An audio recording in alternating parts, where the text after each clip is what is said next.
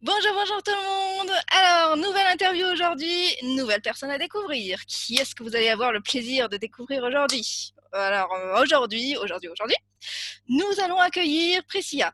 Priscilla, elle se cache, effectivement, derrière le pseudo Christo de Lune. Vous l'avez peut-être déjà aperçu sur Instagram ou sur Facebook ou sur son site Christo de Lune, qui est une boutique où elle vend des pierres parce que Priscilla est lithothérapeute. Elle accompagne grâce à la lithothérapie.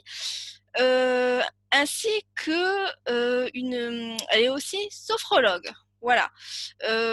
Donc, nous allons regarder si j'ai d'autres choses à dire pour présenter Priscilla.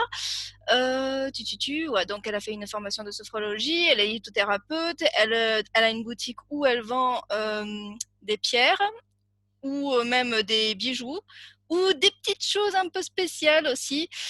Et puis, elle fait aussi des accompagnements. Donc, de toute façon, on va revoir tout ça un petit peu au long de cette interview.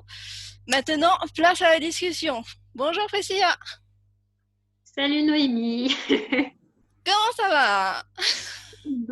Ça va plutôt bien, un peu mal à l'aise, un peu stressée à l'idée de faire cette interview parce que j'ai absolument pas l'habitude d'être en vidéo, mais ça va, Bah justement, ça va c'est couler. parfait, il faut un début à tout et justement, on va pouvoir en apprendre un peu plus sur toi. Et ça, c'est génial parce que Priscilla, elle se cache toujours derrière plein de choses. Donc là, on va lui faire des petites questions pour creuser un petit peu derrière et apprendre à mieux la connaître derrière ses services, ses activités et tout ce qu'elle propose justement pour aider les gens ou tout ce qu'elle propose. Voilà. Donc, Priscilla, on va commencer déjà tout simplement. Alors au début, tu n'étais pas lithothérapeute ni sophrologue, tu étais graphiste. D'accord. Donc, freelance. Ah, alors voilà, ok. Donc, justement, j'aimerais qu'on revienne un petit peu dessus, sur ce parcours-là, parce que je suis pas sûre d'avoir bien compris. Donc, qu'est-ce que tu faisais avant? Qu'est-ce que tu faisais avant? Ton parcours. Voilà. Alors, bon, on va reprendre un peu le parcours dès le début parce que genre le début de parcours enfin, professionnel, il n'a vraiment rien à voir avec ce que je fais aujourd'hui. Donc Effectivement. avant, j'étais dans la conception et la réalisation de machines automatisées industrielles. Donc à la base, Oh! j'ai un BTS là-dedans. Donc je suis techniquement capable de dessiner une machine sur logiciel de DAO et je suis aussi capable de la programmer. Après, du coup, bon, j'ai fait mon BTS qui lui, était au top. Sauf que bah, je me suis retrouvée dans le monde du salariat. Donc bah, j'ai fini presse-bouton, le métier le plus chiant au monde, je pense. Donc, j'ai passé 3 ans de ma vie à bosser en tant que presse-bouton dans une entreprise où on usinait des aubes de turbines. Et au bout de 3 ans, en fait, j'ai fait un espèce de burn-out. En fait, j'ai pété un plomb, que ce soit par rapport à l'environnement, par rapport à la fatigue, par rapport au fait que je ne sentais pas ma place et que je n'avais pas l'impression d'être utile. Donc, Mm. suite à ce premier burn-out, dans le coup, je suis partie sur l'illustration parce que je dessine depuis que je suis toute gamine. Donc, pour moi, c'était limite, en fait, le chemin logique à prendre, c'était de dessiner pour travailler. Ça devait être mon boulot idéal. Sauf que, pareil, en fait, au bout de 2 ans, enfin, 2, 3 ans, j'ai commencé à me sentir fatiguée. Je prenais aucun plaisir à dessiner. En fait, j'avais même pas la sensation de dessiner. Je faisais du copier-coller dans mes dessins, en fait. C'est-à-dire que j'avais des bases, je prenais des morceaux et je copier-collais, j'assemblais, en fait. Donc, ça n'avait plus rien à voir avec le côté passion du dessin. Donc, du coup, j'en ai eu marre.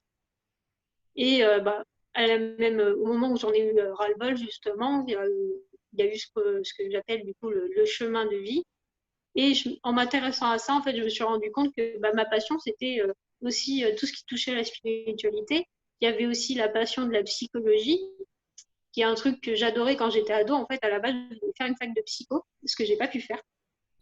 Et du coup, je me suis retrouvée à, dans un premier temps, faire une formation de lithothérapeute et dans un second temps, je me suis retrouvée à faire la formation de sophrologue pour me rapprocher de ce côté psychologique et d'avoir aussi un peu une démarche en dehors du spirituel, de l'énergétique, une démarche aussi psychologique pour travailler vraiment en profondeur pour aider les gens, en fait.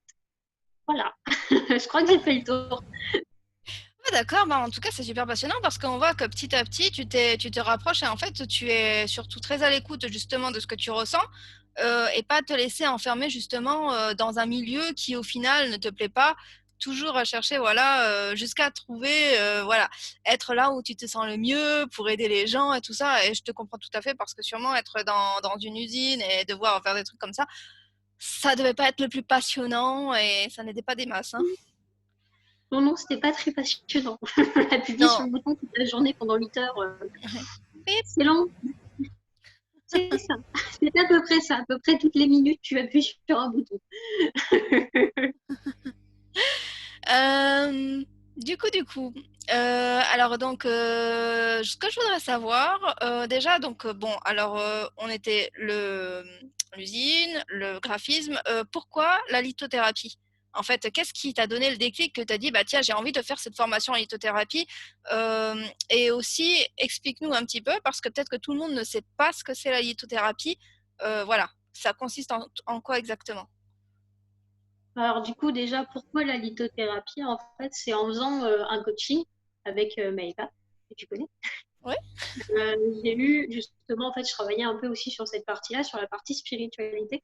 Et on avait fait un tirage, elle m'a sorti une carte justement en lien avec les cristaux. Hmm. Et alors que justement, une semaine avant, j'étais tombée sur une opportunité, mais assez ouf, de pouvoir faire une formation justement en lithothérapie à un prix assez bas. Je crois que j'avais payé 50 euros au lieu de 300 à 400 euros la formation. Hmm. Donc voilà, du coup, le déclic, je me suis dit, bon, c'est une opportunité, bah, je vais tenter, quoi. Je perds, Pierre, je perds juste 50 euros, c'est pas grave. Et en fait, ça m'a tellement passionnée, j'ai tellement adoré ça, qu'à la base, les pierres, je suis attirée par les pierres, mais surtout par leur côté esthétique, en fait. Et je suis fascinée par la façon dont ça se forme. Les couleurs, tout ça, je trouve ça juste magnifique. Et en fait, justement, de creuser le côté bien fait et tout ça, ça m'a hyper intéressée. Et je me suis dit, putain, mais en fait, c'est ça que je veux faire, c'est des trucs comme ça, en fait, proposer des outils aux autres pour les aider à aller bien grâce à des vertus spirituelles, tout ça, tout ça. Après, du coup, pour la question, qu'est-ce que la lithothérapie? En gros, c'est la possibilité de se soigner c'est la possibilité de se soigner grâce aux pierres, en fait. Donc, en gros, Hmm. il faut voir la pierre comme un réceptacle à vibration. Et cette vibration, elle va être envoyée à la personne pour pouvoir équilibrer le déséquilibre qu'elle a à l'intérieur de soi qui crée justement bah, un excès de timidité, un manque de confiance en soi ou bah, des difficultés à s'exprimer, etc., etc. Donc en fait, le but de la lithothérapie, ça va être de venir équilibrer les énergies. Après, chose aussi à retenir, c'est que la lithothérapie, c'est pas non plus un remède miracle. Il suffit pas d'avoir une pierre dans sa poche pour que tout le monde est bien, pour que tu n'aies plus aucun problème de santé. Faut le voir comme un complément, comme une aide, comme un coup de pouce, un petit coup de pied, histoire de dire, allez hop, on met ça en place et puis ça va mieux un petit peu. Ok, bah ça, moi je trouve ça super intéressant de toute façon parce que c'est intéressant d'avoir un petit coup de pouce justement pour s'aider au quotidien. Toi, justement, en découvrant tout ce nouveau domaine et tout ce que les pierres étaient capables de faire, vers quelle pierre tu t'es tourné en premier et pour résoudre quoi? Enfin, pour aider dans quoi?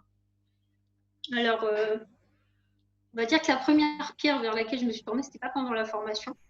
Mhm. C'était bien avant, c'était pendant mon adolescence. Je pense que tu vas rire que je vais t'expliquer pourquoi je l'ai Non, choisi. c'est super intéressant, vas-y. Ah si,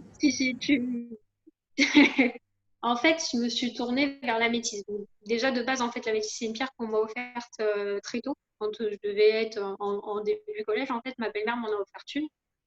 Et en fait, par la suite, quand je suis devenue adolescente, donc la période du lycée, je me suis renseignée sur les vertus de l'améthyste. Et j'ai découvert que l'améthyste était considérée comme une pierre qui te protégeait de l'ivresse. Donc la première utilité d'une pierre pour moi a été de me protéger de la gueule de bois lors de soirées.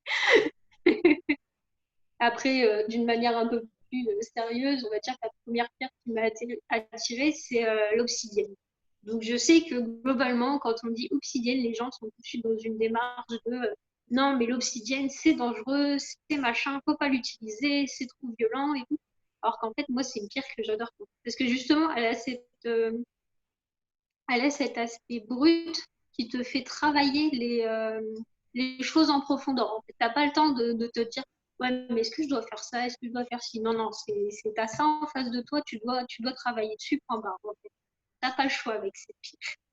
Ah, en gros, elle te se dévoile, elle te dévoile. Tu peux pas te cacher face à cette pierre. Tu es mise à nu, on va dire, entre guillemets. C'est ça. Bah, disons qu'en fait, si jamais genre, t'as de la colère en toi, elle va te le faire sortir. Elle va te faire sortir tout ce que t'as à sortir quand tu l'as sur toi. Waouh. Mais en fait, ça fonctionne comment du coup? Ça veut dire que si tu as de la colère en toi, ça va juste absorber la colère ou ça va te dire, ça va te mettre un warning en te mettant attention, là tu as de la colère, il faut que tu réajustes quelque chose ou il faut que tu traverses ça? Comment ça passe en fait? Avec l'obsidienne, on va plus être sur la sortie, en fait, justement, sur l'expression de tout ce que tu vas avoir à exprimer, en fait. Genre, t'es en colère, bah, tu vas exprimer ta colère, en fait. Tu vas pas spécialement pouvoir contrôler. Donc, je sais que par rapport à l'idée de voir, je sais que beaucoup de personnes considèrent qu'il faut qu'on gère vraiment nos émotions constamment, qu'on doit pas être dans l'excès. L'obsidienne, elle s'en fout, en fait. Elle va te prendre ton truc, elle va te le faire sortir. Si tu as quelque chose à dire, tu me diras. Si tu dois envoyer chier quelqu'un parce que t'en as ras le cul, oula, désolé. Il n'y a pas de Si souci, c'est un imprévu du direct. Non, mais c'est Charente-Maritime, c'est le vent, tout ça, tout ça. J'ai l'impression que j'ai un truc qui va s'envoler sur ma terrasse, c'est génial. Les imprévus. Et ouais, du coup, en fait, en gros, voilà, la métis, merde, pardon. L'obsidienne. L'obsidienne, ça va vraiment voilà. Tu as quelque chose à exprimer, tu vas l'exprimer. Tu es en colère, tu seras en colère, tu diras ce que tu as à dire, et puis voilà, quoi. Ok, donc est-ce que tu as l'obsidienne à côté de toi là? Ce que je veux savoir, c'est ah bah d'accord, ok, donc elle va pouvoir tout exprimer. Interview 100% transparente et on va tout savoir. Hein. Et on va mais c'est génial ça en tout cas. Pas tout. Hmm. Peut-être pas tout quand même, faut pas abuser. Non, mais Ah non, ouais, c'est sûr, on va pas savoir les dessous de Priscilla parce que je pense que je suis pas sûre que tout le monde voilà quoi, ça peut aller très très loin. Et du coup, la pierre l'améthyste, donc pour l'ivresse, ça par contre, ça fonctionnait comment? Tu la prenais avec toi et c'est justement bon, on va y aller très très franco, hein, franchement, parce que c'est justement pour bien expliquer aux gens la différence. Alors, tu prends ta petite améthyste, après tu vas en boîte, tu vas en boîte, tu bois un coup, deux coups, deux coups, et magie, pas d'ivresse. Est-ce que c'est comme ça? Non, je pense pas. Ça se passe comment? Non, du coup, pour la métisse, le côté ivresse, c'est vraiment, en fait, c'est plus basé sur le nom grec que ça avait à la base, en fait. C'est la signification de la métiste. Après, en soi, par rapport, du coup, aux effets, parce que je pense que ta question, elle tourne sur le fait que comment les effets prennent place. Et en gros, ça va pas être sur le moment où tu portes ta pierre, allez hop, ça va faire effet direct. Il faut compter à peu près, je sais pas, tu pars sur une quinzaine, vingtaine de jours pour commencer à ressentir les effets, tout ça. Globalement, c'est pas du jour au lendemain. Il faut vraiment laisser le temps. Ce travail de vibration, en fait, c'est vraiment ça s'équilibre pas d'un coup. Si ça s'équilibrait trop d'un coup, tu pourrais justement là avoir des soucis au niveau de tes émotions. Tu pourrais avoir ce qu'on appelle des crises de guérison aussi. Donc l'idée, c'est justement que la vibration, elle s'équilibre, genre vraiment tout tranquillement, pas violemment, quoi. D'accord. Et en fait, donc, ce qu'il faut, alors, je dis tout ça parce que moi je suis novice et que toi justement tu es bien renseigné là-dessus. Du coup, tu dis qu'il faut laisser quelques jours. Donc c'est une pierre. Est-ce que c'est une pierre parce qu'il y a sûrement différentes façons d'utiliser les pierres. Est-ce qu'on doit la garder sur soi, par exemple comme un bracelet ou un collier? Est-ce qu'on doit la mettre quelque part? Bah bon, l'obsidienne, c'est sûr, tu vas pas la mettre sur toi vu comment elle est. Voilà. Mais est-ce qu'il y a des Tu peux, hein. ouais, un petit chapeau sur la tête. En chapeau. Je mets des petites perles sur un chapeau. Enfin, des perles de pierre. Alors, oui, mais du coup, explique-nous, est-ce que, voilà, tu dis qu'il faut attendre plusieurs jours. Est-ce qu'il y a des façons de faire? Je sais que tu proposes de temps en temps des exercices pour l'utilisation des pierres, parce que c'est vrai que, imaginons, on a une personne, elle décide d'acheter une pierre pour, comment dire, pour l'anxiété. Parce que c'est un sujet qui revient Mhm. souvent, l'anxiété. Donc, elle en fait quoi après de sa pierre? Donc, est-ce que c'est mieux de l'avoir en bracelet? Est-ce qu'elle doit la planquer derrière son oreiller ou la mettre à un endroit chez elle et que ça va diffuser des ondes? En Explique-nous. fait, ça va dépendre en fait du ressenti qu'a la personne. Donc, tu peux l'apporter en bijou et bah, du coup, tu as le côté pratique en fait. Quand tu l'as en bijou, tu ne poses pas la question de savoir est-ce que je l'ai dans ma poche, est-ce que ça fait vraiment effet, est-ce que c'est assez proche et tout. Donc, en gros, ouais, tu vas avoir le fait de porter la pierre en bijou. Ensuite, tu vas avoir les pochettes guérisseuses. Donc, les pochettes guérisseuses, souvent, c'est des mélanges de pierres que là, pour le coup, tu gardes sur toi. Donc, soit tu la glisses dans ton sac à main, tu la glisses dans ta poche, ou tu peux la mettre sous ton oreiller. Par exemple, les pochettes insomnie que j'ai faites, tu pouvais les glisser sous ton oreiller. Donc, ces pochettes-là, en fait, tes pierres, elles sont dedans, donc elles sont purifiées, elles sont rechargées, et ensuite, elles sont programmées justement pour qu'elles aient cette action spécifique sur le, euh, sur le symptôme que tu veux soigner. Genre l'insomnie, les pierres sont vraiment programmées pour l'insomnie. On va essayer de mettre de côté enfin, les bienfaits justement autres et on va se concentrer sur le fait de soigner l'insomnie. Après, tu vas avoir la méditation aussi. Donc, tu peux prendre des pierres et tu peux, genre, 5 à 10 minutes par jour, te poser, faire une petite méditation, laisser aller, tout ça, ressentir bah, la vibration de la pierre dans ta main, tu vas te concentrer, tu vas voir ce que tu ressens justement dans cette pierre, etc. Après, tu vas avoir bah, le fait de poser ta pierre chez toi. En fait, par exemple, moi, j'en ai 15 milliards sur mon bureau.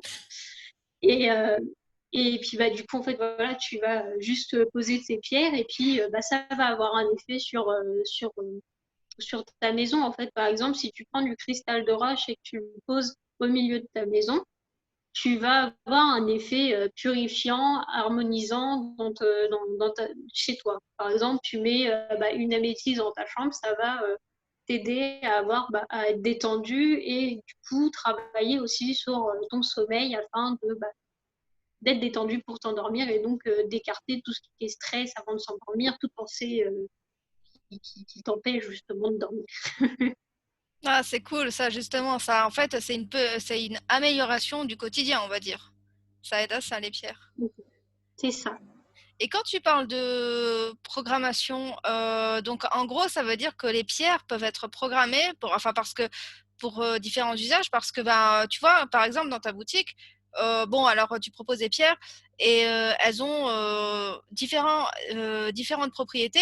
Ça peut être des propriétés psychologiques, ça peut être des propriétés physiques aussi. Quand tu parles de programmation, ça veut dire quoi? Ça veut dire que tu vas programmer une pierre spécialement pour un problème spécifique ou ouais, ouais, ça a l'air d'affirmer, donc Donc, en gros, ce que je vais faire, c'est que je vais prendre une pierre avec justement une vertu en rapport avec le symptôme en question. Et bah, je vais me poser avec cette pierre pendant 10 minutes et je vais bah, me concentrer en envoyant justement la vibration nécessaire pour amplifier ses vertus et sa vibration du coup sur le symptôme spécifique. Par exemple, l'améthyste qui permet de mieux dormir. On va prendre l'améthyste, puis on va se poser avec et puis on va demander en fait à la pierre de vraiment aider la personne chez qui elle va aller pour pour mieux dormir, etc. Vraiment essayer de guider la pierre vers tel symptôme, mais pas l'aspect global de la pierre. mais c'est intéressant parce qu'en fait ça c'est vraiment personnalisé selon les personnes en fait. Donc toi quand tu fais tes kits, c'est vraiment spécialisé pour un problème spécifique et c'est beaucoup plus personnel on va dire au final. C'est pour ça que de toute façon, j'ai viré justement tout ce qui est pochette là, sur la boutique. Et j'en ai fait un accompagnement, en fait, un assortiment personnalisé parce que créer les pochettes comme ça, j'aime bien l'idée, mais c'est pas assez spécifique parce que une personne qui a des insomnies, par exemple, je reste là-dessus parce que c'est le thème qui a été il n'y a pas longtemps. Mais en gros, une personne qui a des insomnies, ça peut être différentes insomnies. Ça peut être une insomnie d'endormissement, ça peut être une insomnie de maintien et tout ça. Donc, du coup, faire de manière en accompagnement personnalisé, donc en ayant un appel avec une personne pour discuter avec elle de ses symptômes, ça te permet de voir justement sur quel point en fait il faut vraiment orienter la pierre. Par exemple, quelqu'un qui a des soucis d'endormissement, ça ne va pas spécialement être les mêmes pierres que pour quelqu'un qui a des soucis de maintien en fait. En gros, la programmation ne sera pas la même non plus. Ah, mais c'est super intéressant ça parce que bah moi tu vois je voyais pas les pierres comme ça. Alors c'est sûr que quand j'ai découvert la lithothérapie, t'es plein de petites pierres et tout ça. Alors c'est chouette parce que on vient piocher. Alors là je vais prendre ça et ça et puis c'est la caverne d'Ali Baba. Hein. Franchement tu vois des couleurs, des pierres de toutes les couleurs, ça donne envie quoi. Voilà je vois le petit une petite mimique oui. Et mais ça je trouve ça super intéressant et j'avais pas vu ça les choses comme ça.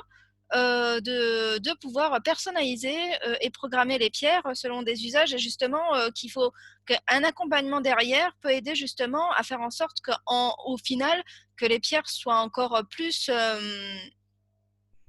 boostées, boostées, j'ai pas le bon terme, mais plus adaptées, on va dire, à la situation et donc peut-être plus efficaces, c'est ça? C'est ça, c'est tout Bon. à fait. Bon, en tout cas, ça c'est génial, quoi. Ça, tu vois, je viens de découvrir. J'avais pas découvert cette partie de toi sur ta boutique, hein, parce que moi, je vois les pierres, j'ai dit, bon, bah, ok, ça peut servir pour ça, pour ça, pour ça. Mais c'est vrai que d'en savoir un peu plus sur ce qu'est la programmation et comment ça peut aider justement sur certains problèmes, c'est super intéressant à savoir, ça. Alors, du coup, qu'est-ce que je vais te parler encore en plus? Donc, bah justement, récemment, tu as fait un accompagnement mission de vie avec des pierres, justement. Je voudrais savoir, ben, comment ça se présente? Bah, c'est pareil, là, tu programmes, mais en fait, tu programmes Alors comment? Il se passe comment ça là, concrètement? alors là, pour le coup, l'accompagnement, c'est plus un assortiment de pierres. L'assortiment mission de vie, il n'est pas vraiment basé sur de la programmation pour nous. En fait, pour l'assortiment chemin de vie, je vais utiliser une technique de numérologie. En fait, donc je vais me baser sur la date de naissance d'une personne Mhm. et à l'aide de je vais compter en gros ces nombres de naissance. Donc tu en as trois en gros. Et à partir de ces trois nombres de naissance, donc chaque nombre de naissance va signifier quelque chose. Donc, genre, par exemple, moi j'ai le 8, c'est le pouvoir et l'abondance. Et du coup, en fait, à partir de cette signification, ce que je vais faire, c'est que bah, je vais me poser devant mes pierres. Donc là, je vais faire jouer mon intuition aussi. Et je vais choisir justement une pierre bah, qui va avoir une correspondance avec l'abondance et le pouvoir, pour reprendre le numéro. Et du coup, avec l'intuition, je vais vraiment déterminer laquelle je sens vraiment apte à aller avec la personne et à l'accompagner. Donc du coup, voilà, sur l'assortiment mission de vie, t'as cet aspect numérologie, tu as l'aspect lithothérapie. Et avec les trois pierres du coup, que tu retrouves dans ton assortiment, tu as les petites fiches justement qui t'expliquent tu es tel chiffre, donc tu as besoin de travailler ton expression, ta communication, ta sensibilité, et tu vas avoir bah, telle pierre pour t'accompagner car elle est connue pour justement aider à parler, à s'exprimer, tout ça, tout ça. Voilà. D'accord. Alors attends. Donc là-dessus, moi je trouve ça super intéressant de pouvoir combiner la numérologie. C'est super intéressant en plus de découvrir quel est le chiffre de la personne, plus la lithothérapie. Et donc quand tu parles de petites cartes, en gros c'est que, mais là c'est une carte personnalisée que tu fais en fonction de la personne. Donc la personne elle te donne sa date de naissance. Donc toi ça te permet de trouver quel est le chiffre qui lui correspond. Et donc, en gros, ça lui permet de travailler quelque chose sur elle, donc pour sa mission de vie, parce que quand on entend le terme mission de vie, c'est quand même quelque chose assez vaste. Donc, enfin, peut-être que je me trompe, peut-être on a des façons de voir ce mot différemment. Moi, mission de vie, je vois comme quelque chose vers quoi on est destiné à être appelé. Voilà, ou qu'est-ce que, voilà, vers quoi on doit s'engager? Est-ce que c'est ça? Est-ce que tu vois, là, par exemple, là, tu me parles justement de travailler sur l'expression, sur l'oral, sur la communication.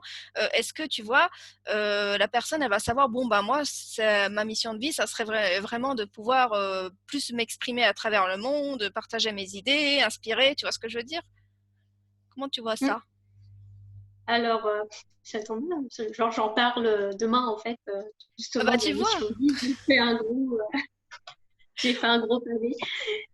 En fait, en gros, du coup, moi, je vois la mission de vie comme ce que tu dois apprendre justement sur ta vie, ce pourquoi tu as été incarné. Donc, moi, après, je crois justement un peu au concept de, de vie antérieure, tout ça, tout ça. Et du coup, en gros, du coup, ouais, voilà, la mission de vie, je vais la voir comme, pas comme un truc. Il n'y a pas juste un truc pour moi, en fait. Il va Mm. y avoir plein de petites choses globales. Donc, comme je t'ai dit hier, moi, la mienne, c'est bah, l'affirmation de soi. Mais du coup, pour moi, l'affirmation de soi, elle passe par d'autres petites clés, en fait. Donc là, pour le coup, bah, moi, il va y avoir justement l'expression. Après, va y avoir bah, l'abondance et tout ça pour pouvoir partager encore plus derrière, parce qu'il y a aussi une notion de partage. Et voilà. Donc en gros, la mission de vie, pour moi, c'est pas bah, tu as ça, tu fais ça toute ta vie, par ces différentes étapes. Et justement, l'assortiment, il va être là pour guider, en fait, pour t'aider un peu à comprendre. Parce qu'en soi, quand l'assortiment, il va pas te dire genre tiens, ta mission de vie c'est ça en bas, Mm. tu dois faire ça. En fait, faut le prendre comme pas, enfin, faut le prendre comme un accompagnement, comme un guide en fait. Genre bah voilà, tu as des petites clés comme ça, tu vas avoir bah, l'expression. Donc ce serait peut-être bien justement que tu challenges sur ce côté expression, que tu discutes, que tu parles, que tu oses exprimer en fait ce que tu as exprimé pour voir justement si bah, déjà tu te sens bien avec ça. Et du coup, les pierres vont justement aider et bah, genre par exemple si tu as un gros blocage au niveau de la gorge comme moi j'ai tendance à avoir, les pierres bleues, elles vont aider justement à réaligner la vibration et à débloquer de manière justement à pouvoir parler et tout ça. Je sais pas si ça c'est clair, je sais que j'ai tendance un peu à Mais partir juste, dans tous les sens. des fois, c'est bien justement parce que c'est super intéressant. Parce que c'est vrai que moi, quand je pense à mission de vie, tu vois, c'est vraiment le truc.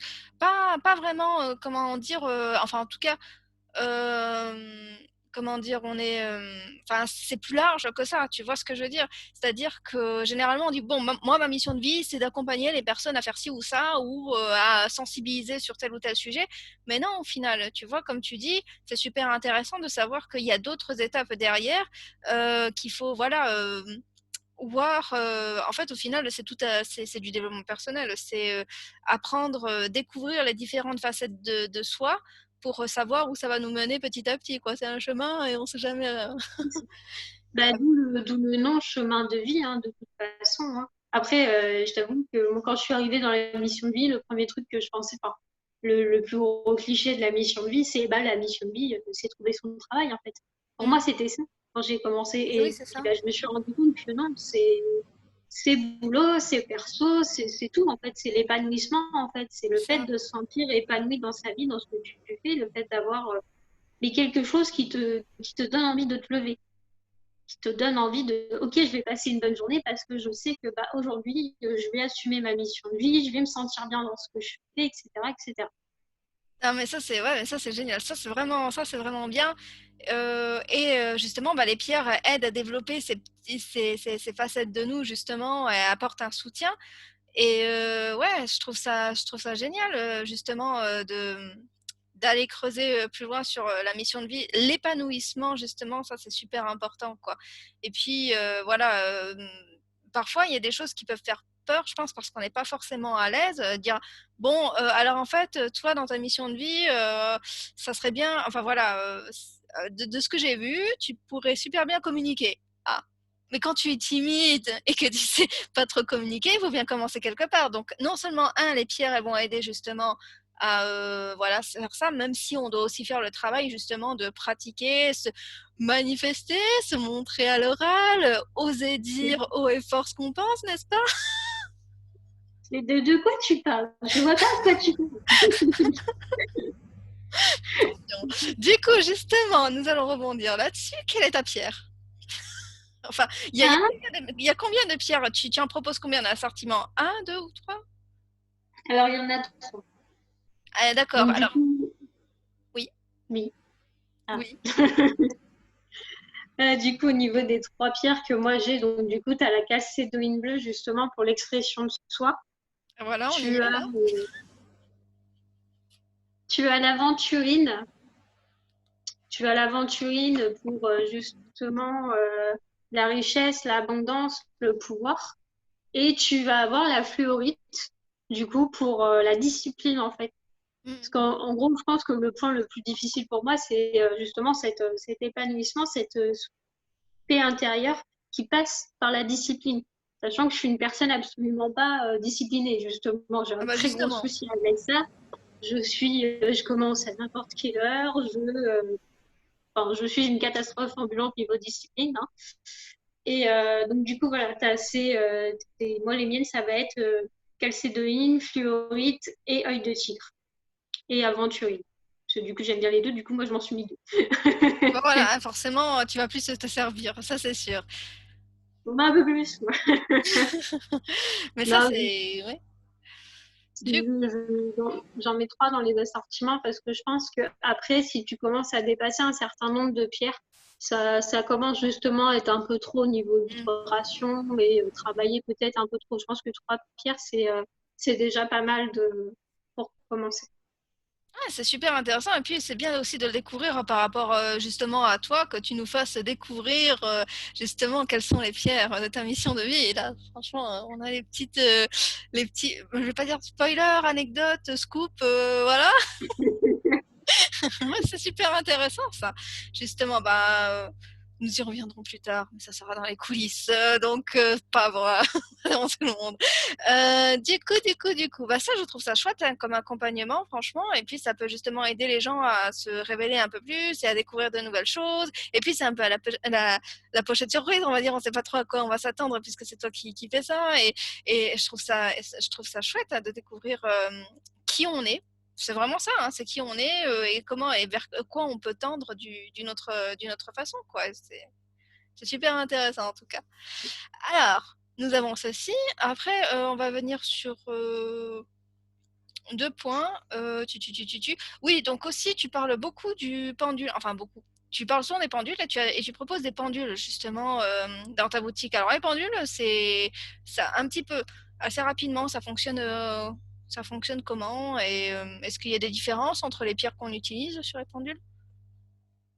Euh, alors, ma vision du pendule est un peu particulière. Elle risque de pas plaire à certaines personnes. C'est pas grave, de toute façon, hein, dis ce que tu Parce que, penses.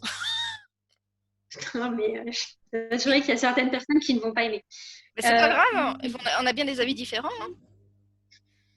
En gros, moi, je considère que enfin, beaucoup de personnes considèrent en fait qu'utiliser un pendule, c'est faire appel à une connexion supérieure, donc on va dire à des entités, à des guides et tout ça. Moi, je vois le pendule comme un messager de notre inconscient. En fait. Mm. Pour moi, les mouvements que tu as dans un pendule vont être basés sur des micro-mouvements dans ton corps qui sont créés par ton inconscient. Donc en fait, pour moi, le pendule, ça va vraiment être dans le principe justement de communiquer avec ton inconscient quand tu n'arrives pas à passer par lui lors de méditation, de visualisation, quand c'est compliqué en fait. Pour moi, ça va être ça. Donc après, du coup, niveau pierre en soi, non, je pense que c'est plus justement pour le côté sympa, joli. Après, il faut aussi suivre son intuition quand tu choisis ton pendule. Il faut vraiment aller vers une pierre qui, qui va, euh, qui, qui va t'attirer en fait. Par exemple, moi, je sais que les pendules en cristal de roche, c'est ce que je préfère parce que je trouve qu'ils ont justement une énergie et un côté assez. Ils ont un côté très répondant en fait quand tu utilises un cristal de roche. il te répond vraiment, en fait. Tu as l'impression que ton énergie, justement, enfin, que ta vibration inconsciente est décuplée, en fait. Elle est amplifiée par le cristal de roche. De toute façon, le cristal de roche est justement connu pour amplifier les vibrations. Donc, je pense que c'est tout à fait logique, hein. Ok. Donc, mais en fait, je trouve ça aussi super intéressant de pouvoir. Et donc, en fait, ça fonctionne. Donc, vite fait, ça fonctionne comment bon, bah, ça c'est un collier, hein, donc c'est pas la même chose, hein, c'est pas un pendule, hein. Donc, du coup, Techniquement, ça marche aussi, hein. ah ouais, ah ça je savais pas. En plus, c'est de l'améthyste, mais qui est un peu éclairci.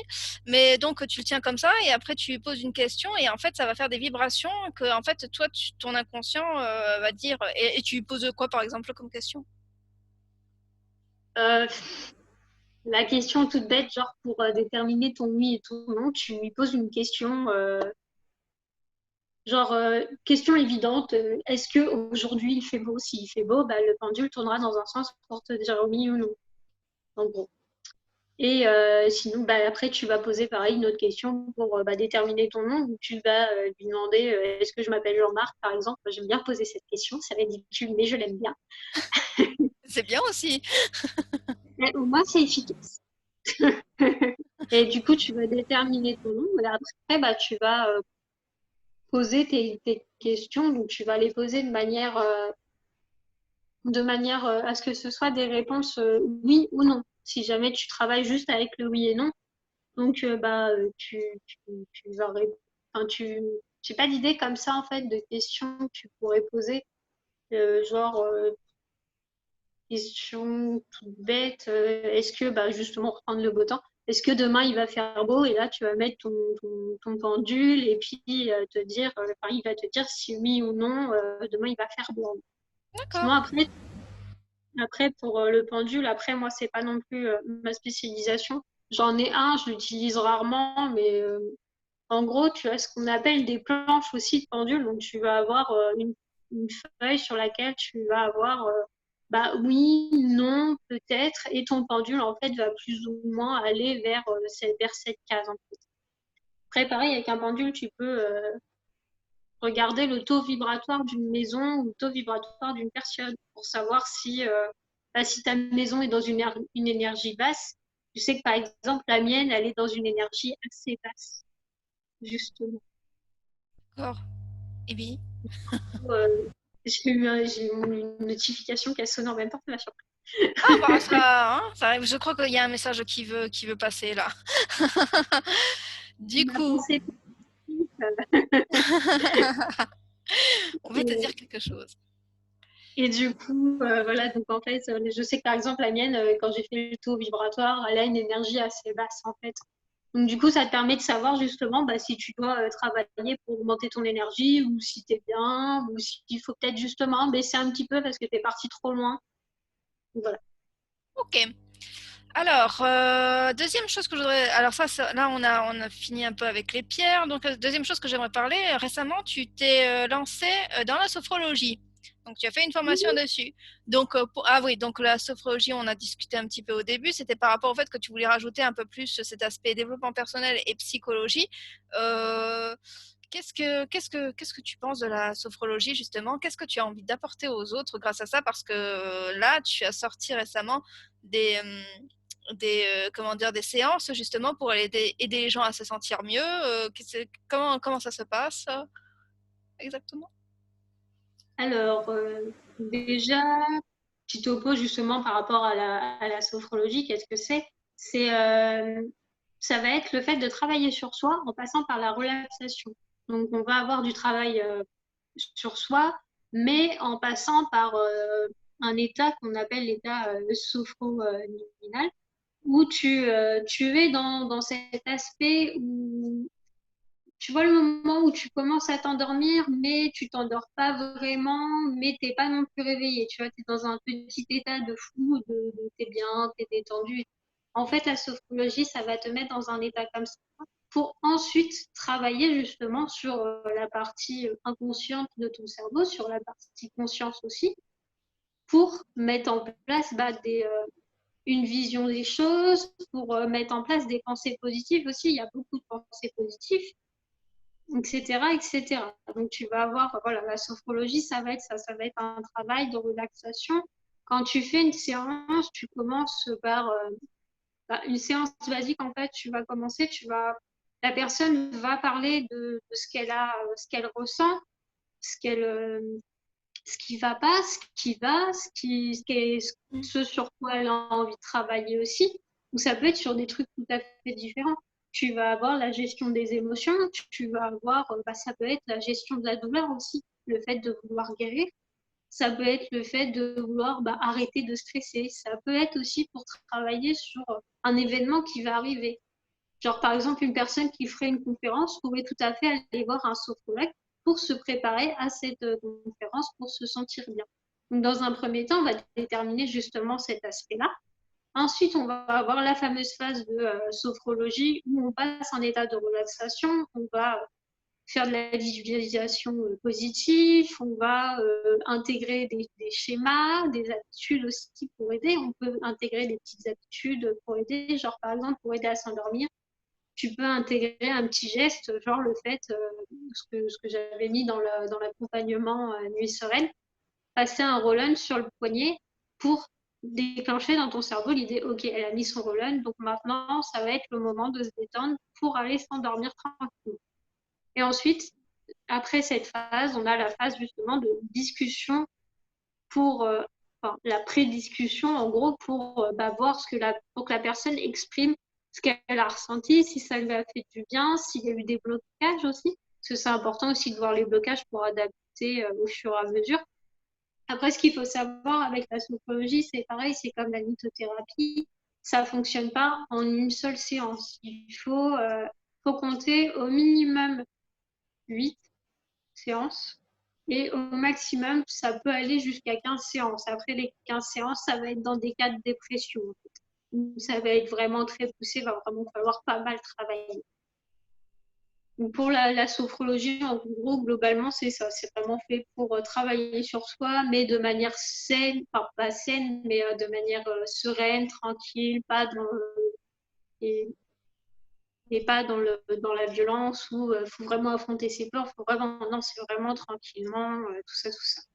Ah, donc c'est quelque chose, c'est plutôt une thérapie douce, on va dire. C'est ça. De toute façon, oui, ça fait partie de ce qu'on appelle les médecines douces, les médecines alternatives, en fait. Mm. Ça va être de la psychologie, mais avec cet aspect relaxation, en fait, justement. Ah, c'est cool aussi, hein. Franchement, c'est vrai que la sophrologie, ça, j'apprends ça depuis peu de temps aussi. Je trouve que c'est intéressant justement pour éviter. Bon, alors après, c'est sûr qu'il y a quand même un travail à faire derrière et qu'il y a des choses qui vont qui vont s'élever, pas spécialement très très agréables, mais bon, je dirais, tu me diras si tu es d'accord, c'est vraiment une approche qui est dans la bienveillance, dans l'écoute. Et toi, en plus, tu es hypersensible, donc voilà, donc, eh ouais, donc, Je sais pas si je me considérerais comme hypersensible. Je suis quelqu'un de sensible qui a des émotions assez fortes, mais peut-être pas au point d'hypersensible. ah, j'ai cru voir ça quelque part, donc voilà. Donc voilà. Mais oui, donc bah, justement, toi, ça t'aide justement au quotidien à mieux gérer tout ce qui est émotion et tout ça. Tu appliques souvent ça t'a aidé aussi. Oui, alors après, niveau émotion, justement, la sophro, c'est quand même le début, donc je suis encore un peu des moments un peu très réactifs. Mais il y a du mieux, en fait. Il y a vraiment des petits exercices qui te permettent de, ça va pas, tu respires, tu fais un petit truc vite fait, même si c'est juste même si c'est juste la petite partie relaxation, même si t'as pas de visualisation après, parce que c'est l'intérêt aussi de la sophro, c'est d'avoir aussi, de pas se sentir bien ou d'avoir les effets de la sophrologie que quand tu es en séance. C'est aussi de créer quelque chose d'autonome et de filer des petits exercices pour aider à se détendre quand ça va pas, quand tu as un coup d'énervement ou quand tu as un coup de stress. Tu fais des petits exercices pour respirer, pour travailler, tout ça, quoi. Donc oui, d'un point de vue émotion, ça va quand même un peu mieux. Je m'énerve moins. Je suis plus calme. Ça c'est bien, ça c'est important justement. Même si c'est bien de temps en temps, c'est bien de pousser une bonne gueulante et d'aller taper quelque part ou voilà, soit de se mettre de son énergie ou faire un truc pour voilà, faire sortir les choses. Exactement. Voilà. De toute, de toute façon, un truc que j'ai envie de dire par rapport aux émotions, tes émotions, elles sont là, ça sert à rien de les brider, il faut pas, comme je t'avais dit une fois, faut pas les, ça sert à rien de se dire, ok, bah, je les garde en moi, comme ça, au moins, ça sort pas. Ok, ça, c'est de la bonne gestion. Non, absolument pas. Si tu gardes tes émotions à l'intérieur de toi, c'est pas de la bonne gestion parce qu'en fait, tu vas accumuler, accumuler, accumuler, tu vas exploser. L'idée Mhm. avec les émotions, c'est pas de les accueillir, de les écouter, de ne pas être dans le jugement, juste de dire, ok, là, ici, maintenant, j'ai peur. Mais du coup, pourquoi j'ai peur en fait? Qu'est-ce qui crée cette peur? Ça va être ça l'idée dans la gestion des émotions. Ouais, De ça toute c'est façon, je pense que dans pas longtemps, je vais partir sur un petit accompagnement gestion des émotions.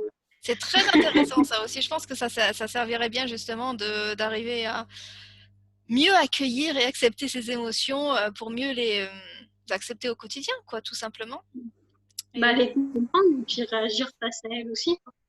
c'est ça aussi, ouais, parce que c'est vrai que quand on part, le plus dur, c'est quand on fait le tsunami et que tu as une personne en face ou que tu as tout un groupe en face et que tu commences à t'énerver ou que tu commences à partir dans des choses. Voilà, je pense qu'on n'aime pas trop ça et enfin les gens autour de nous n'aiment pas trop ça. Et puis même c'est super inconfortable quand même. Donc c'est bien d'arriver à avoir. C'est vrai, c'est un travail que je fais aussi sur moi de d'arriver à vraiment avoir plus de pas les enfermer comme on avait dit, mais justement arriver à les laisser coucou la vague, dis là, c'est salut. Et bon bah c'est bien. Donc voilà. Alors, ensuite, quelques questions rapides. J'aimerais savoir si, bah, justement, si tu as des projets par rapport justement à tes activités, à ce que tu souhaites faire, des projets croustillants ou des anecdotes que tu souhaites nous partager pour la suite. Alors, bah, des projets, en fait, j'en ai beaucoup trop. Hein. Mais ça, J'ai beaucoup- ça c'est chouette. Hein. Je reconnais le manifesteur générateur, je crois. tout à fait, tout à fait. Et non, oui, du coup, j'ai pas mal de projets en tête. Donc là, en ce moment, ce que je parlais sur Instagram, c'est hier, c'est les pierres de naissance. Donc, j'aimerais bien mettre ça en place sur le site. Après, c'est un peu plus compliqué parce que c'est des pierres un peu plus chères. Donc, être dans du rubis, dans de l'émeraude. Donc, pour investir dans du rubis, de l'émeraude, ça commence à être un peu compliqué. Donc, je vois comment mettre ça en place. Après, ouais, donc, du coup, je te parlais d'accompagnement, gestion des émotions. Ça me tente bien, en fait. Mais peut-être pas juste faire un accompagnement juste sophrologique. Peut-être travailler justement bah, sur la sophrologie, peut-être ajouter un peu de lithothérapie. Ça peut être aussi bah, le positive sketching, comme je t'avais montré, l'idée des bulles pour Oh enfermer oui. les pensées bah, qui nous travaillent, tout ça, tout ça. Donc, je pense que ça peut être pas mal. Je pense que je fais peut-être un accompagnement gestion des émotions, ça me tente bien. C'est bien parce que justement, que tu arrives à relier tout ce qui est lithothérapie et tout ce qui est sophrologique, tu prends le meilleur des deux et ça fait des chocs à pic. Et c'est ça qui est génial. Il faut faire des mix, il faut pas laisser. Voilà. Voilà. Donc ça, je trouve que c'est une bonne idée. Alors maintenant, je vais te demander d'aller voir plus haut et de voir plus grand. Je voudrais savoir quels sont tes rêves et tes objectifs d'ici 10 ans. 10 ans, vraiment, ne dis pas que c'est impossible. Ne dis surtout pas que c'est impossible. Qu'est-ce que tu veux? Qu'est-ce que tu as envie d'accomplir d'ici 10 ans? Donc, niveau professionnel, niveau personnel, si tu as envie de nous partager, et ce que tu veux. Alors, on va mettre de côté le critique à l'intérieur de moi qui me dit Ouais, que c'est pas possible, tout ça, tout ça. tu l'enlèves, tu Du le mets coup, loin. hein, Tu l'enlèves le critique, tu le mets loin, tu lui dis c'est bon, je fais mon show là. tu vas te coucher, tu me laisses tranquille. Et en gros, ouais, si je devais partir justement sur des ambitions dans 10 ans, déjà, je me verrais bien dans un coin où je ne suis pas actuellement, je ne sais pas encore où. Je sais que je suis attirée par la ville de Bordeaux. Après, peut-être que ce sera une autre. Je pense qu'il va falloir que je voyage avant, que je découvre d'autres villes, voir laquelle qui me tient le plus à cœur, celle qui m'attire le plus. Je me vois bien avoir une boutique aussi, mais une boutique physique. Parce que le côté le côté e-commerce, le côté accompagnement à distance et tout, c'est cool. Mais je t'avouerais que le côté social, le côté voir les gens en vrai, discuter avec les personnes en vrai, parce que discuter, c'est un truc que j'adore faire, parce que tu t'en es rendu compte. Oui. Et, et du coup, voilà, avoir ce côté physique avec les gens, de pouvoir les conseiller sur le moment, discuter avec eux, voir avec eux, les accompagner. Donc vraiment ce côté boutique physique. Donc, boutique physique, ce que j'aimerais bien, c'est, j'en discutais hier avec mon copain, c'est briser le côté un peu des boutiques actuelles de minéraux où tu rentres dedans, tu te retrouves, elles ont toujours la même disposition, donc tu vas avoir des grandes vitrines tout le long des murs avec des pierres dedans. Et ça, je trouve ça mais tellement dommage. Je trouve que ça ne met pas en valeur les pierres. Donc moi, dans l'idée, j'aimerais bien partir justement sur une boutique physique avec une déco plus sympa, quelque chose qui met en valeur les pierres, pas quelque chose où toutes les pierres sont enfermées dans des vitrines, tout ça. J'aimerais bien avoir justement aussi un côté cabinet, justement pour la sophrologie, la lithothérapie, pour pouvoir faire des soins. Et après, d'un point de vue personnel, mon grand rêve, donc si je peux l'avoir, si je peux le réaliser dans 10 ans, ce serait d'avoir un manoir, de posséder un manoir. Waouh! Ouais, c'est trop chouette, j'adore les Je manoirs. suis fan des manoirs et j'adorerais pouvoir en posséder un, que ce soit, même si c'est un tout petit, tu vois, même si c'est un petit, j'aime l'architecture des manoirs, j'adore l'énergie qui s'en dégage en fait. Donc, j'adorerais pouvoir avoir un manoir. Après, je suis quelqu'un qui aime bien justement tout ce qui est beau, tout ce qui brille, tout ce qui est machin. Même si je l'assume pas encore totalement aujourd'hui, c'est quelque chose que j'apprécie. Voilà, dans les 10 ans, moi, je me vois bien dans mon manoir, ma petite boutique avec ma petite déco un peu chic, un peu luxe, tout ça, tout ça. Mais j'adore ce que tu partages parce que tu as absolument raison. Je trouve que la plupart des boutiques qu'on voit en lithothérapie, c'est vraiment ça. Bah oui, il y a tout qui est exposé, c'est joli, c'est beau, mais ça manque de proximité, je dirais. Et ça peut être super intéressant, oui. Bah ouais, franchement, c'est cool ça. Et puis un manoir aussi, waouh, ça fait rêver l'impression avec la. Moi, je vois plutôt manoir, robe de princesse et tout. Ça y est. Bon, ça y est, on va arrêter de partir dans des délires. En tout cas, c'est vraiment des très beaux projets. Ok, donc maintenant je vais te poser des questions, encore quelques petites questions pour apprendre à mieux te connaître et après tu verras, je dirais. Mhm. Donc alors fais des questions. Ah, je vois. Qu'est-ce que ça va. Alors, je voudrais que tu choisisses trois pierres qui te correspondent pour te présenter. Toi, comment tu te vois, quelle pierre pourrait te correspondre? Genre, oublie la mission de vie, mais toi, si tu devais en choisir trois pour te présenter. Hum, L'obsidienne, évidemment. Oh, par rapport à quoi, aux émotions? Ouais, par rapport aux émotions, puis par rapport je sais pas, je trouve qu'il y a quelque chose de beau dans l'énergie de l'obsidienne. Je la trouve vraiment, mais qu'elle soit sous ces différentes formes, parce que l'obsidienne, t'as pas juste l'obsidienne noire, tu as vraiment des variétés différentes. Tu as l'obsidienne céleste, tu as l'obsidienne neige et tout ça, l'obsidienne dorée, l'obsidienne argentée. Et je trouve que l'obsidienne en soi, c'est voilà, une pierre qui m'attire, que je trouve qui me correspond bien. Après, tu vas avoir l'œil de tigre aussi, justement, l'œil de tigre, parce que c'est le côté beau, c'est beau, ça brille, c'est rayonnant, tu vois. C'est quelque chose que je ne montre pas aujourd'hui, mais c'est quelque chose que je souhaite être, que je suis déjà en partie, en fait, même si je me cache beaucoup. Et après, il va y avoir l'améthyste, du coup, qui est quand même la pierre qui me suit depuis toujours, qui va être la spiritualité, l'harmonie, la détente et tout ça. Voilà. Ok, bah c'est bien, c'est chouette de te découvrir comme ça aussi. Je trouve que ça correspond bien. Moi, ça va. Alors, quelle est ta pierre préférée et pourquoi?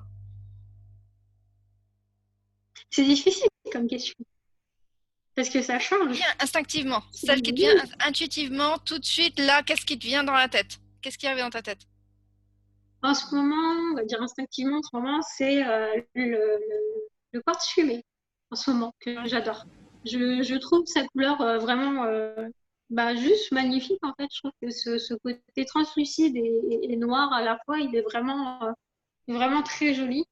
Et après, c'est pareil, du coup, c'est comme d'un côté, ça va être la spiritualité et aussi la racine, donc la terre et le ciel, c'est un peu une sorte d'équilibre en fait. C'est pour moi, en fait, quand je vois du corps se fumer, ça me donne une sensation d'équilibre, une sensation d'être bien entre les deux, d'être à sa place. En gros. Ouais, c'est une jolie pierre en tout cas. Moi, j'aime bien sur cet équilibre. Étant donné qu'on est en été, même si on peut pas trop voyager en ce moment, si tu partais en voyage, quelle pierre tu prendrais et pourquoi? Prends pas tout le Du coffret, hein. cristal de, du cristal de roche. Juste parce que c'est la base, c'est les énergies, c'est les vibrations, c'est vraiment amplifier ce qui va m'entourer, ce que je vais découvrir de nouveau, tout ça, tout ça. Ouais, c'est chouette ça aussi. Alors, dernière question, quelles sont les valeurs qui sont importantes à tes yeux? Si tu peux m'en citer trois. Là, ça dépend quelle partie en fait aussi. Ce qui te vient Euh, instinctivement. Instinctivement, tu vas avoir l'accomplissement. Le fait d'accomplir des choses, c'est quelque chose d'important pour moi. Tu vas avoir la beauté aussi, le côté beau.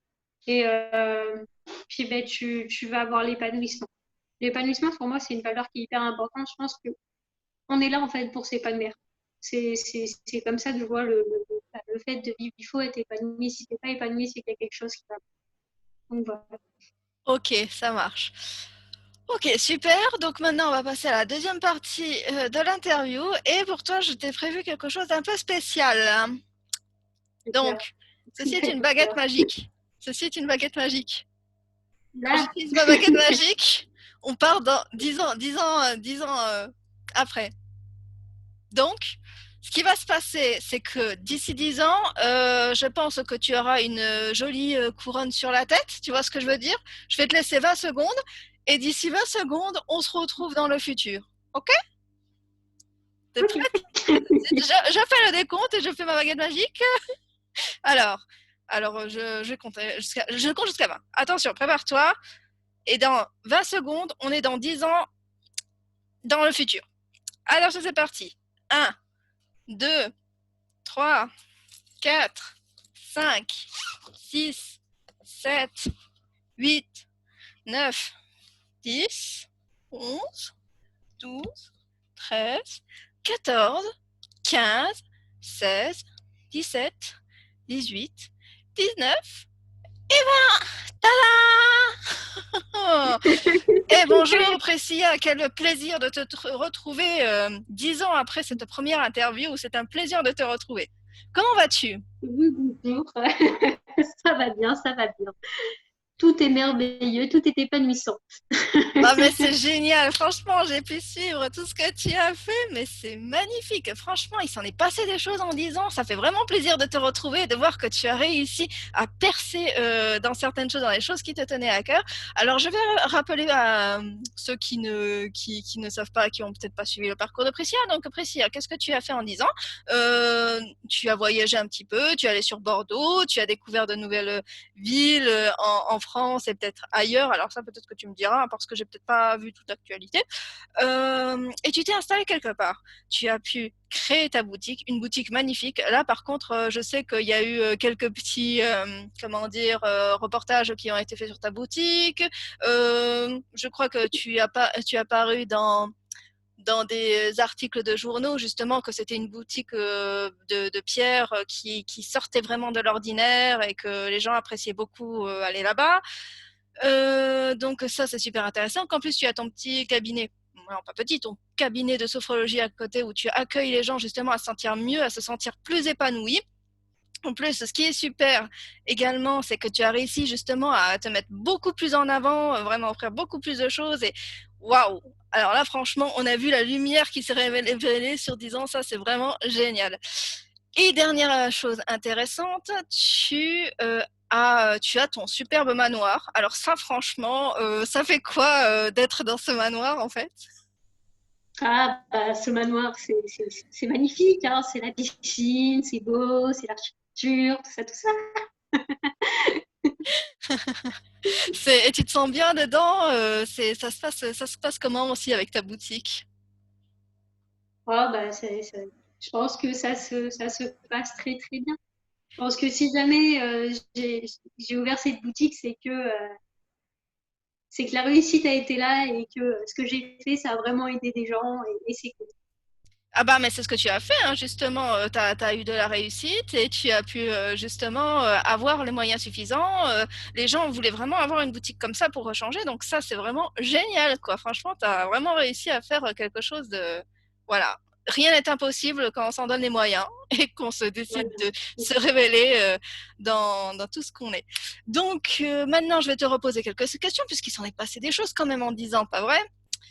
Ah oui.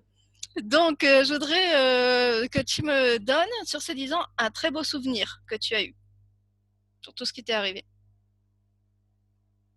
Sur les 10 ans là, juste avant, Ouais, sur les 10 ans, sur les 10 ans. très très bonne question. Tous, tous, parce que c'est le but, que tout soit merveilleux, tout soit des souvenirs magnifiques en fait, en Est-ce gros. qu'il n'y aurait pas eu un petit peu quand tu as commencé, tu as eu l'argent pour avoir ta boutique et que tu as vu ta boutique se matérialiser, et que tu as commencé à mettre toutes les pierres dedans avec la petite pancarte ouverte et tout ça. Donc, ça c'était un beau moment, ça. Bah, évidemment, c'est obligé que ce soit un bon moment de faire une boutique comme ça. T'as ressenti quoi quand tu as ouvert ta boutique? Je pense que c'est de l'accomplissement en fait, justement, c'est la valeur d'accomplissement. C'est le fait d'avoir accompli quelque chose et d'avoir une boutique physique, d'atteindre un premier rêve en fait. Parce que bon, ce sera sûrement un premier rêve et ce sera C'est un comme premier rêve, ça c'était le premier, et après il y en a d'autres après, mais ça s'est bien réalisé, nous sommes d'accord. Attention, hein, ne sois pas modeste et humble maintenant, je voudrais... ne cache pas cette boutique. j'en perds ma couronne. Ah bah ça, ce serait pas trop bien, hein.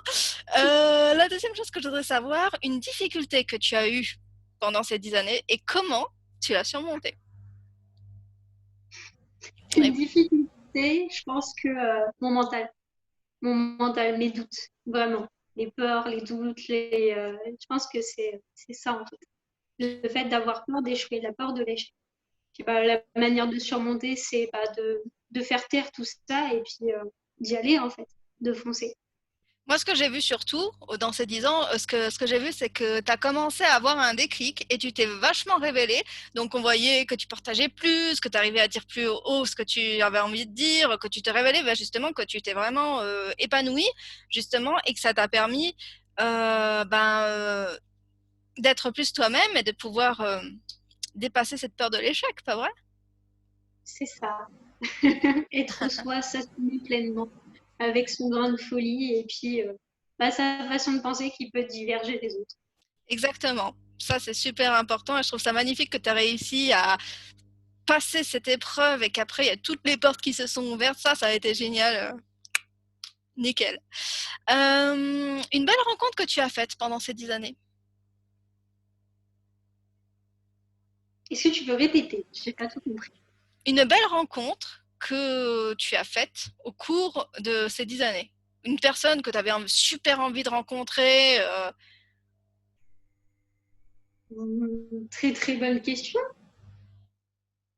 Je t'avouerai que je ne pourrais pas te répondre là pour le coup. Alors en fait, tu as rencontré plein de personnes tellement belles les unes que les autres que tu n'arriverais pas à en choisir une, en fait, c'est ça. C'est ça. Mais je suis pas dans le truc de vouloir à tout prix rencontrer justement telle ou telle personne, ou telle idole, ou des trucs comme ça. Je pense que chaque personne est importante et chaque personne enfin, est rayonnante et intéressante à connaître, peu importe qui c'est. Alors en fait, donc, toutes tes belles rencontres au bout de pendant ces 10 dernières années, c'est alors les clients que tu as pu avoir, les personnes qui visitent ta boutique, les personnes avec qui tu discutes, qui t'inspirent, tout ça, c'est ça? C'est ça, ça va être ça, les amis, les trucs comme ça va être, je pense aussi, même les personnes en fait qui vont pas spécialement que les personnes positives en fait, parce que je pense que même dans une rencontre négative, alors attention, ça va peut-être te paraître un peu bizarre, mais je pense que la rencontre des personnes négatives, c'est une belle chose aussi, parce que ça te permet d'apprendre. Et je pense que c'est super important d'apprendre à partir des personnes.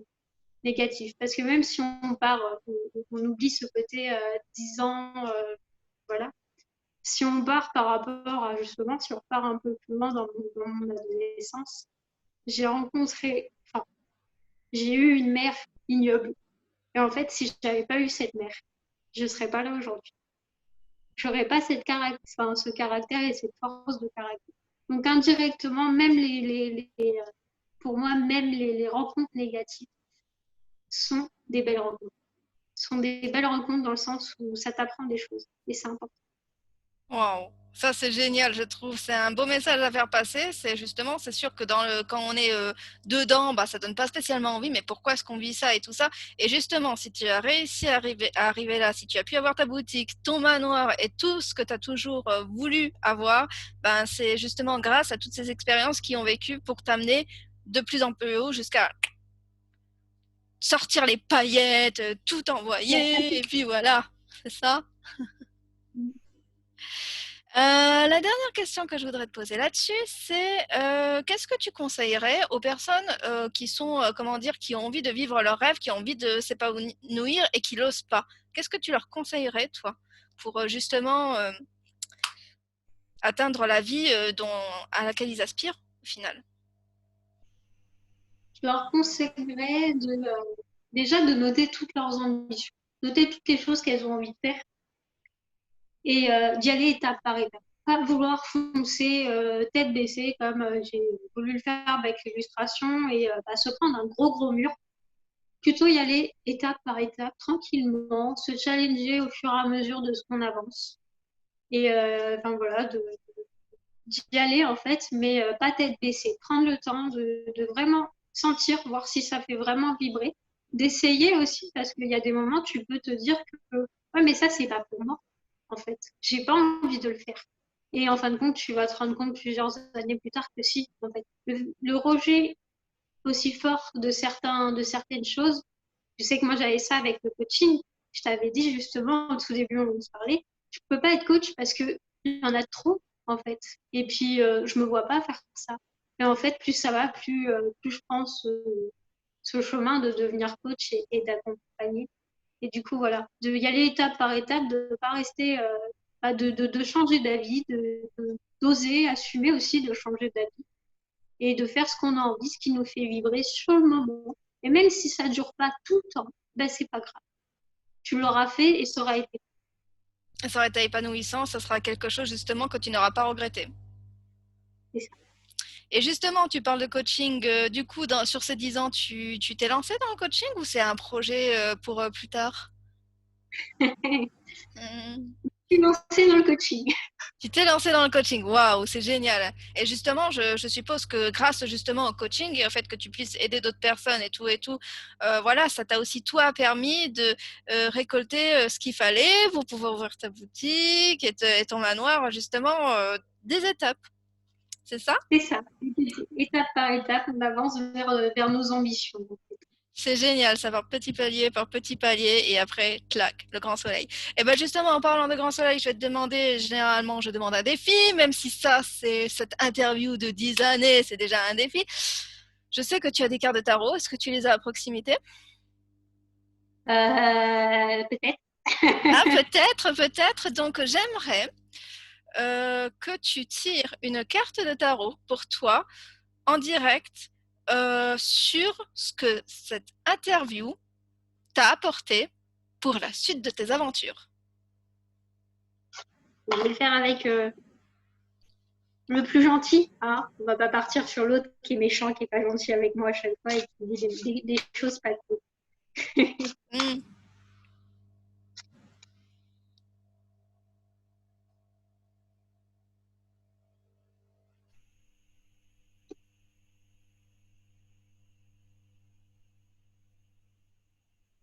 Ça va y aller.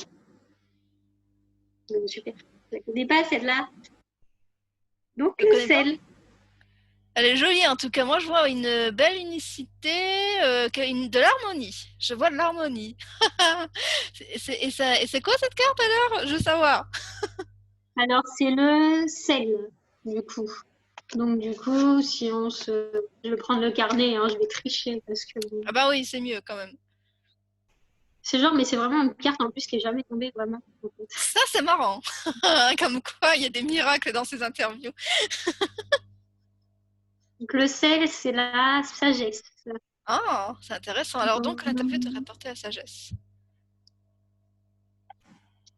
Du coup, union entre le principe masculin et féminin, naissance de tout, sublimation, équilibre parfait, sagesse, transmutation, conservation.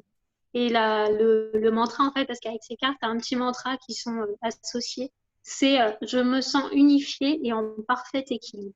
Et je Ah, t'avouerai que, en fait, justement, en répondant à tes questions, surtout les dernières, en fait, je me suis sentie vraiment bien, en fait, dans ce que je disais, en fait. Je me sentais à l'aise avec ce que je disais. J'étais en accord avec ce que je t'expliquais. eh ben, maintenant tu sais ce qu'il te reste à faire. Du coup, nous allons conclure cette interview qui a été vraiment magnifique. Et merci beaucoup d'avoir joué le jeu. Ça ne devait pas être si évident que ça, hein, parce que tu t'es retrouvé un petit peu, voilà, embarqué. Et merci beaucoup pour tout ce que tu m'as offert, tout ce que tu m'as partagé. C'était vraiment un beau moment et ça a été un plaisir de faire cette interview avec toi. Et merci à toi aussi pour cette interview. C'était vraiment cool. C'est une expérience vraiment intéressante à vivre. C'est vraiment sympa de ta part d'avoir accepté de faire l'interview avec nous. Vraiment. Bah, c'est avec grand plaisir en tout cas. Donc Priscilla, je vais te dire qu'on nous allons faire un décompte de 3 et après on se retrouvera dans les coulisses. Tu es prête? Alors au revoir. Au revoir. 3, 2, 1.